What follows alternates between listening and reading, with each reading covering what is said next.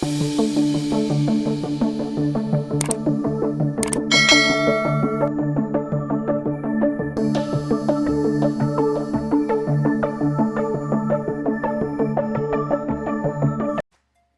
tayo magpatuloy, huwag kalimutang mag-subscribe sa aking channel.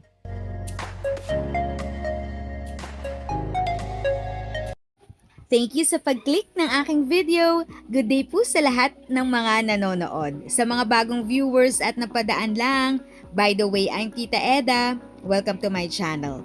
Ang channel na maghahatid sa iyo ng dagdag kaalaman tungkol sa government services, bagong mga balita at informative videos na galing sa legit na resources. Mag-subscribe na para updated ka. Hi guys! Quick pero important update ito, lalo na kung may lolo, lola o senior citizen kayong mahal sa buhay.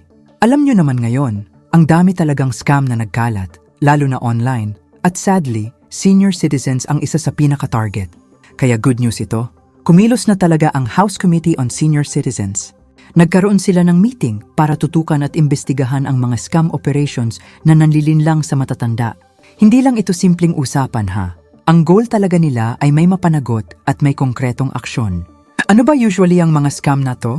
Ito yung mga biglang may tatawag na kunwari taga-bangko, may magte-text na may prize daw, may magpapadala ng link sa Facebook o Messenger, tapos hihingi ng pera, OTP o personal na detalye. At alam naman natin, maraming seniors ang hindi ganun ka-tech savvy, kaya mas madaling mabiktima kung mukhang legit ang kausap. Kaya ang ginawa ng committee, nakipag-coordinate sila sa mga bangko, digital payment platforms at partner agencies.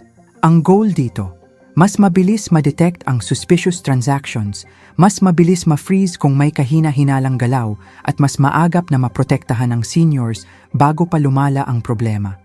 Hindi lang yan, malaking bahagi rin ng usapan ang information drive. Ibig sabihin, gusto nilang mas maraming senior citizens at pamilya ang may sapat na kaalaman. Kasi minsan, hindi naman dahil pabaya, kundi dahil kulang lang sa impormasyon.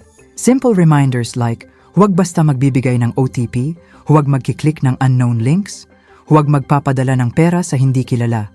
Malaking tulong na yan para maiwasan ang scam. Ang bottom line dito, malinaw ang mensahe ng gobyerno. Hindi dapat sinasamantala ang ating mga lolo at lola karapatan nilang maging ligtas, protektado at respetado. At tuloy-tuloy ang aksyon para labanan ang panlilinlang laban sa kanila. Kaya kung may senior sa pamilya nyo, please, pag-usapan nyo ito. I-share nyo ang info, paalalahanan sila, at tulungan silang maging alert. Mas okay na ang maagap kaysa magsisi sa huli. Ganito dapat, may malasakit, may proteksyon, at may aksyon para sa ating mga senior citizens. If sa tingin mo, natulungan ka ng video ko na ito, nakasave ka sa oras mo, you can click yung thanks button at any amount ay malaking help sa pag-grow ng channel ko. Yun lang po muna ang aking update. Sana ay nakatulong na dagdag kaalaman ang aking shinare today. Ang goal ng aking channel ay mag-create ng awareness. Kung ganitong mga topic ang gusto mo, panoorin mo ang mga videos ko na ito.